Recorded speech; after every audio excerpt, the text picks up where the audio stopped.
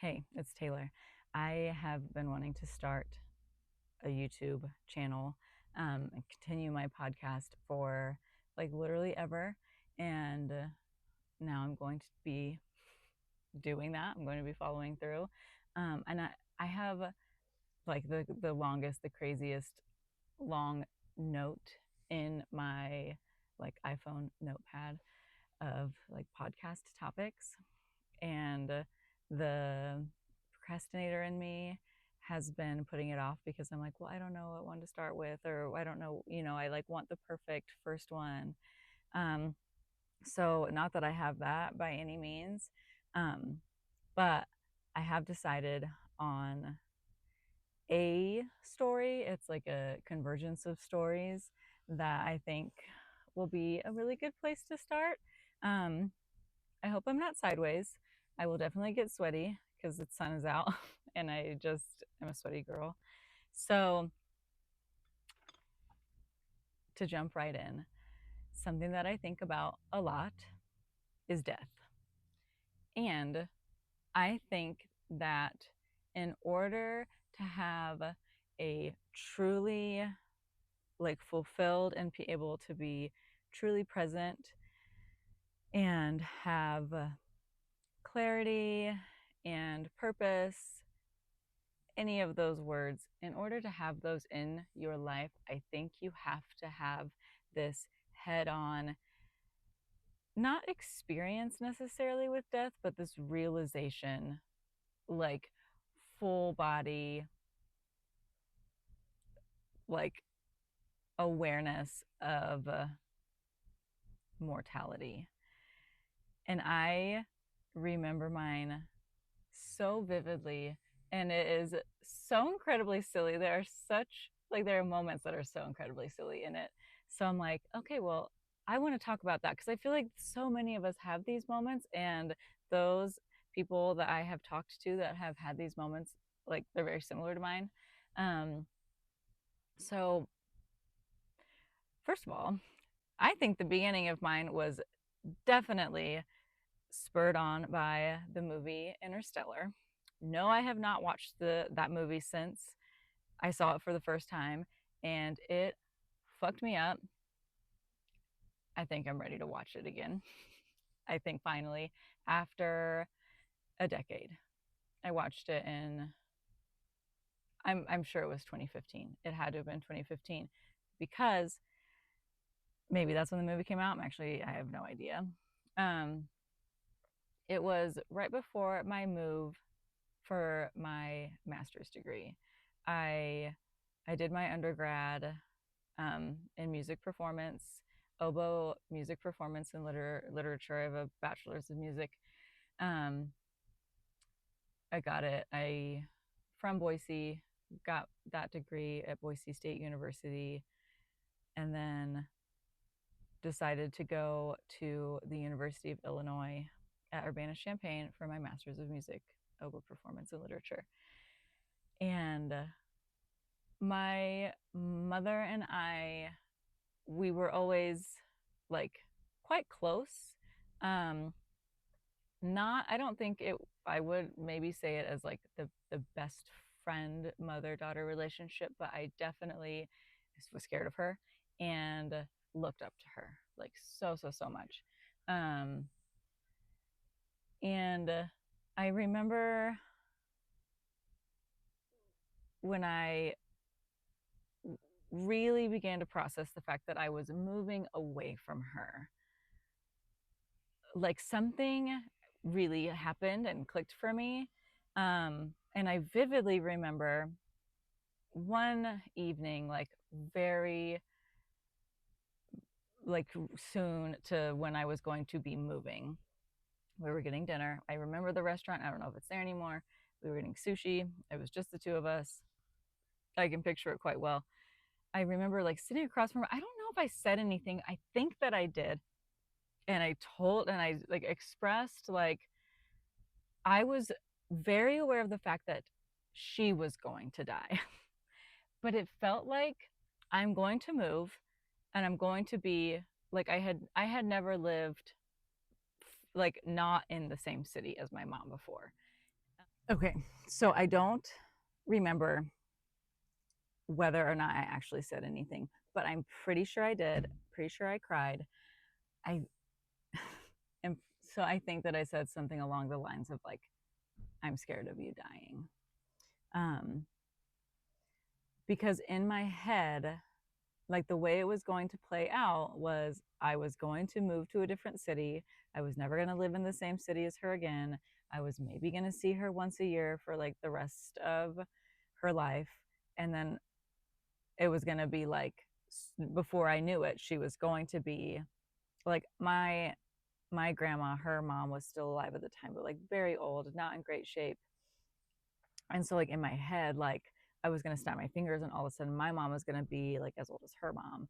And I was just devastated. Um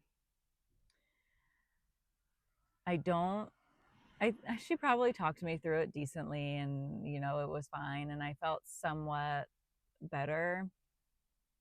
So then fast forward, I am in the first semester of my master's degree. I'm living in Illinois. I have an apartment. I had a boy that moved with me. Um, that is still my longest relationship to this day. Um, I don't think I ever talked to him about any of this, which is silly. Um, Maybe telling more of like where I was at and my capacity for intimacy in that way, or maybe trust in that way, or who knows? It doesn't matter. So maybe like it wasn't like, oh my gosh, the first night I was there, but it was at some point I remember, and again, like note to Interstellar. I think that that movie made me think a lot about all this. So I'm kind of looking forward to watching it again. But I would lay in bed. I don't know if I would ever fall asleep, but like maybe I would fall asleep for a little bit and then wake up and then I would think immediately go to that place of like, what is nothing forever? What is emptiness forever? Like when we die and then it's just dark. Like in my head, it was like darkness. Like it was like being in what I would imagine would be like outer, like a black hole for nothing, for not like nothing for forever. Um, like I think like I would go to these crazy places when like into black hole. Like I don't know if I would actually like move, go through some portal or what, but I was just so full of fear of the unknown. Um, Fear of that nothingness, which like maybe at this point like we could know or describe as like the quantum. So I probably was like tapping into something before I had any idea of what to call it or what the heck was going on. But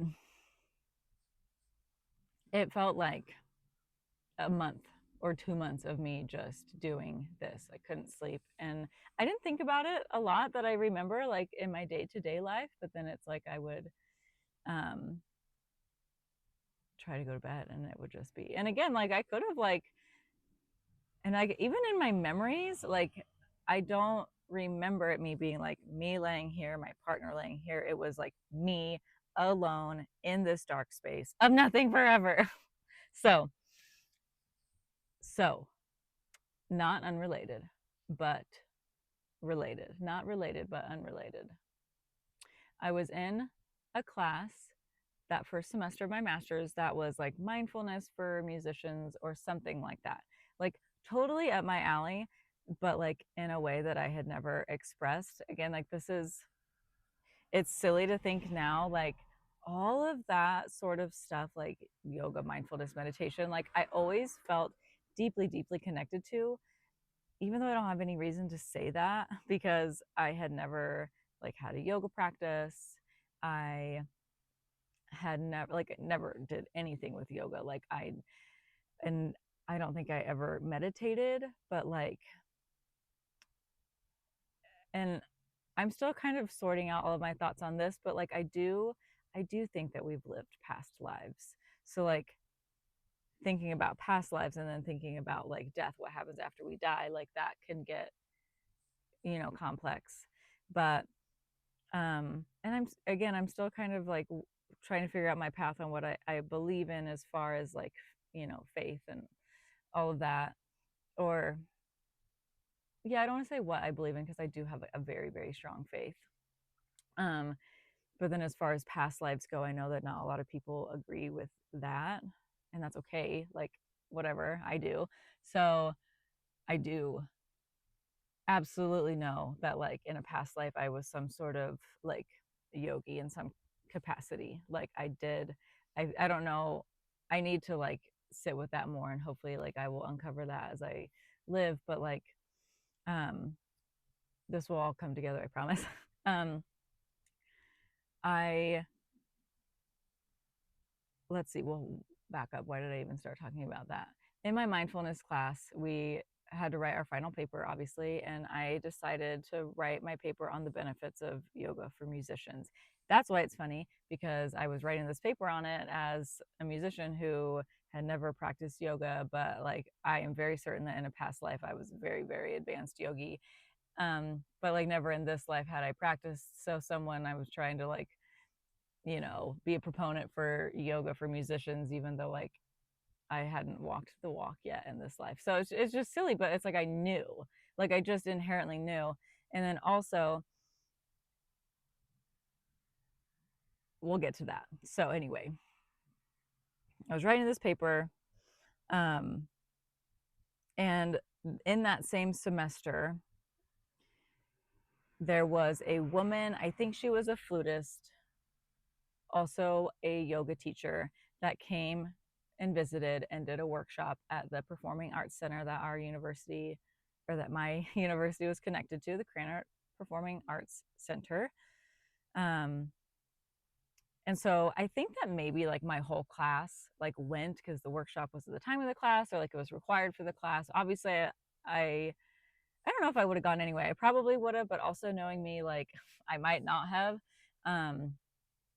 And I was quite bored the entire time because again, it was very, very like rudimentary, like fundamentals, like, and it's interesting because I had never had a yoga practice or had any experience, but like I already knew all of these things and it was just like so boring. Um, which is probably bad to say. And I mean, there's no way that she's ever going to watch this, so I'm not going to offend her. But I approached her after. I've always been very good at being assertive. I approached her after and like told her like, I'm oboist. I'm very interested in yoga.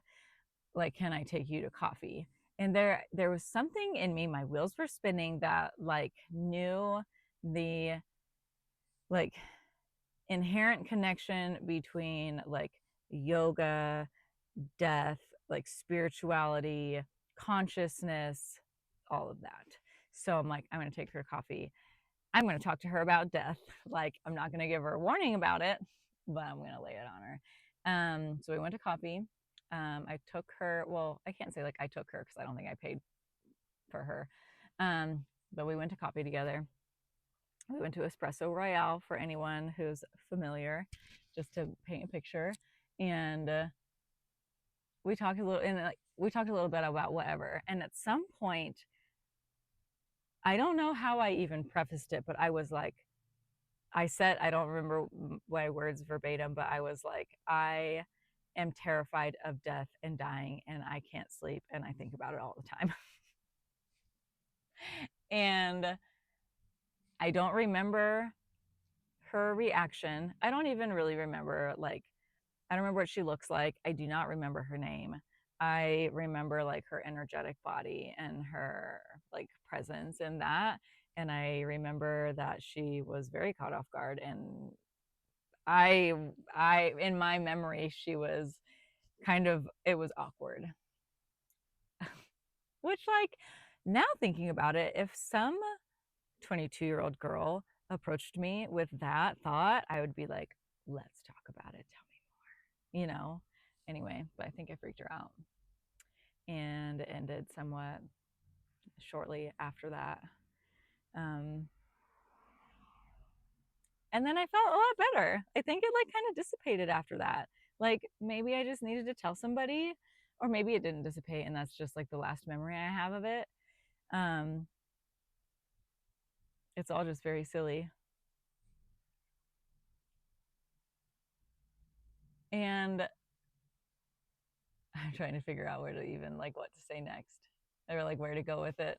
That's kind of the end of like that's like the end of like my awakening or head on collision with my mortality.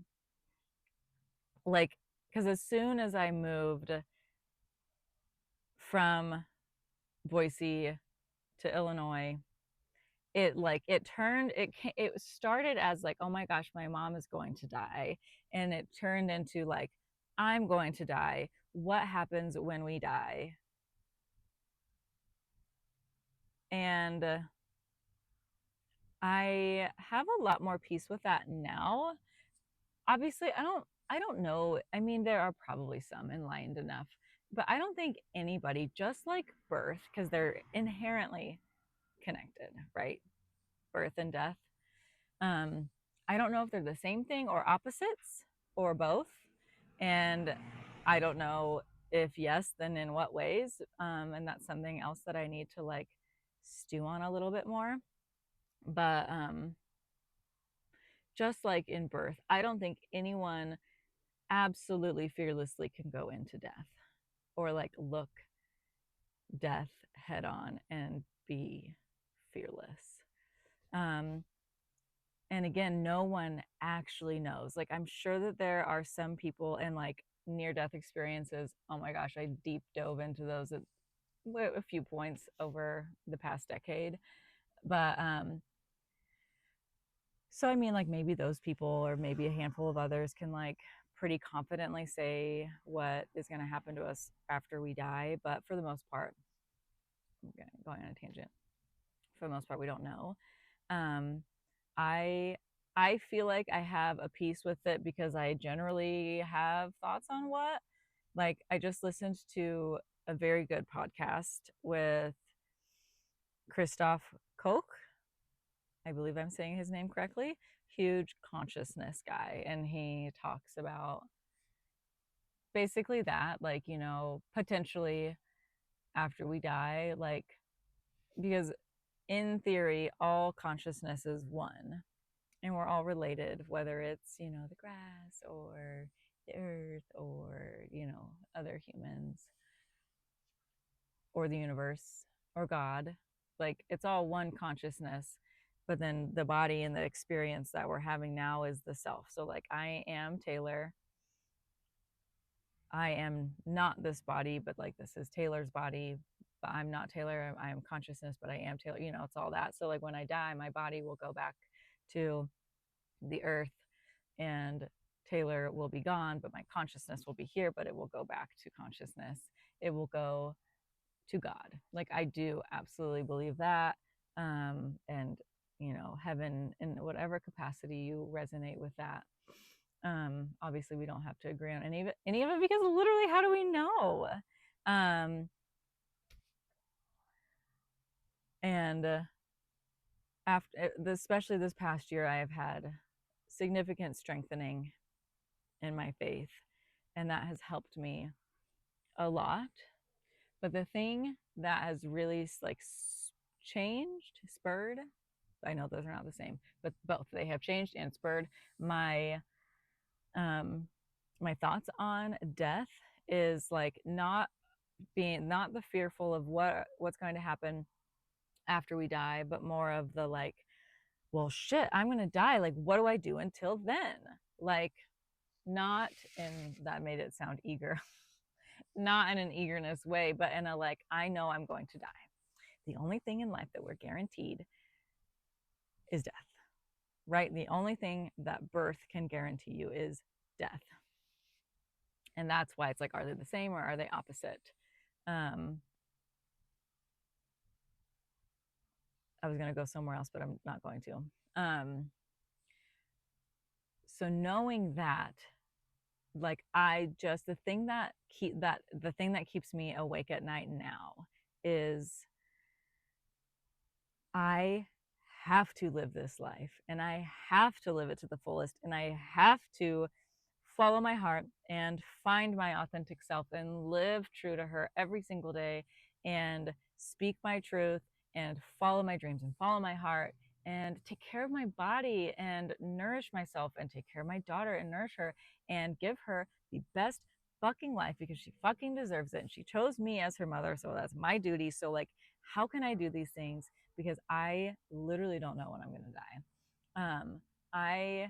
I do feel and hope, like, thank God I am a healthy human being and I very easily could have a long, healthy life ahead of me. But like, we just don't know. Like, crazy things happen all the time. Like, knock on wood. I don't have any wood in here. Um, Looking around for wood. I do have like a tiny piece of Palo Santo in here. Um, we maybe, it doesn't matter. We just don't know. And so that's what keeps me up at night. And then like the extension of that is like there are people that don't agree with that. There are people that don't live their lives that way. And that kills me, to be funny or punny. And for lack of a better phrase, like I just don't understand that. Like it's also the like, well, you would die for your kids, but would you live for them? Like you would die for the love of your life, but would you live for them? Same with yourself. Like, would you excuse me, would you do everything you can to live because you are gonna fucking die, you know? Um, so that's my coming to mortality experience. It was wild, and I think about it not super often, but I do think about it. And I think about that woman, and I wonder if she thinks about that coffee date. And I wonder if she thinks about me. And maybe sometime our lives will intercept. I think maybe if I saw her name, I still don't know if I would recognize her. I don't know. Um, but anyway, I really truly I could talk about death for forever. I could talk about faith forever. I could talk about God, spirituality, any of it. And so I am super interested in, like, if any of you have like your story of like head on, oh my gosh, I'm gonna die. Like what is that like for you? Um, and it's always so complex because I think a lot of it is like I was never close to my grandparents. Let's see. I'm trying to think of like, yeah, so like before all of this happened, I think one of my grandpas had died and I was like, well, like I don't, that's what grandparents do. And I hate to say that, but I still kind of think that way because like I was never close to any of them and it's like, oh, grandparents die, you know? All my grandparents I felt like were just very old and um that's just silly. But anyway, um it's like that, you know, the grandparents die and then it's like, oh my gosh, like my parents are gonna die. Or if you have an experience with death early on in life, which I haven't, like I still really like I haven't had like that really, and I'm like thank God, but also like fuck, well, then when that day comes where someone that like really truly close to me dies, like the closest thing that I've experienced to that is like childhood dogs. So I would love to know any and all of your stories and experiences and thoughts on death. And yeah, anyway, I just want to know all of it. And I think, I think that's it.